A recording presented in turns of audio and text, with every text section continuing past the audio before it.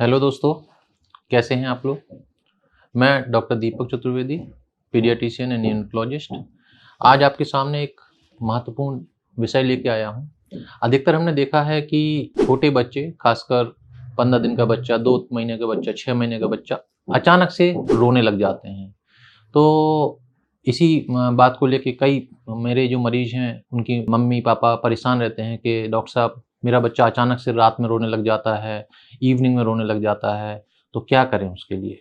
तो मैंने सोचा एक संक्षिप्त वीडियो जानकारी आपके लिए बनाऊं और आपको इसके लिए सूचित करूं। तो देखा गया है दोस्तों कि खासकर जो बच्चे छोटे 15 दिन से 4 महीने 5 महीने तक के बच्चे होते हैं वो अचानक से रोने लग जाते हैं। तो इसके बारे में हम आपको एक चीज़ बताना चाहेंगे कि एक पर्पल क्राई करके होती है। पर्पल का फुल फॉर्म है पी, मतलब पीक। मतलब कि ये जो क्राई है ये नॉर्मली बच्चों में 15 दिन से चालू होती है और इसका पीक होता है वो 4 महीने के आसपास होता है, 2.5 महीने के आसपास होता है, फिर 4 महीने 5 महीने आके ये खत्म हो जाती है क्राई। इसके बाद होता है यू मतलब अनप्रेडिक्टेबल, मतलब कभी भी हो सकती है ये क्राई, इवनिंग में अधिकतर या रात में भी हो सकती है।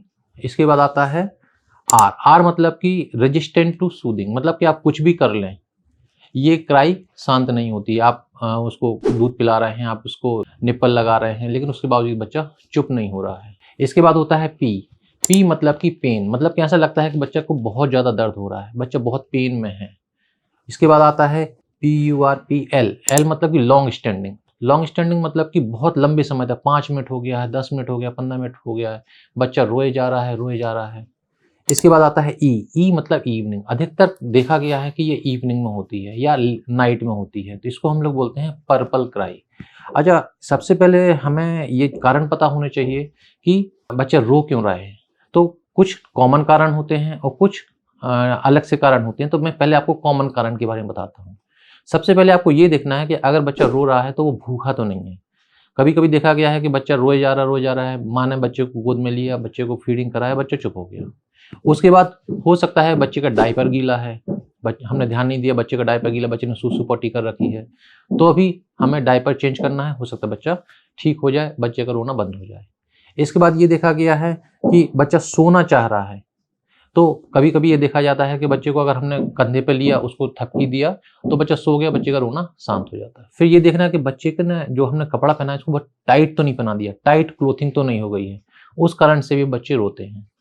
तो हमें ये देखना है कि बच्चे का कपड़े कैसे पहनाए हैं। फिर ये देखा गया है कि कुछ बच्चे जो खासकर एक्सक्लूसिव ब्रेस्ट फीडिंग होते हैं उनको इवनिंग कोलिक होता है, तो कोलिक के कारण भी बच्चे रोते हैं। इसके बाद हमें ये देखना है कि बच्चे को मुंह में छाले तो नहीं है। छाले होने के कारण भी बच्चे एक तो अच्छे से दूध नहीं पी पाते हैं, दूध नहीं पी पाने के कारण बच्चे रोते हैं। फिर ये देखना है कि बच्चे को कोई बीमारी तो नहीं है, ऐसा तो नहीं है कि बच्चे को बुखार हो गया है या बच्चे को अन्य कोई परेशानी है, जैसे कि हो सकता है उसके कान में दर्द हो रहा है, तो वो हम मिस तो नहीं कर रहे हैं। तो अगर ये कॉमन कारण हमने रूल आउट कर लिए हैं, उसके बाद ही बच्चा रोए जा रहा है, तब आपको फिर अपने बच्चे के नज़दीकी डॉक्टर को दिखाना है। इसके बाद कुछ देसी नुस्खे होते हैं या कुछ हम घर पे भी कुछ रेमेडीज़ हैं उनको कर सकते हैं, जिससे बच्चे का रोना शांत हो सकता है।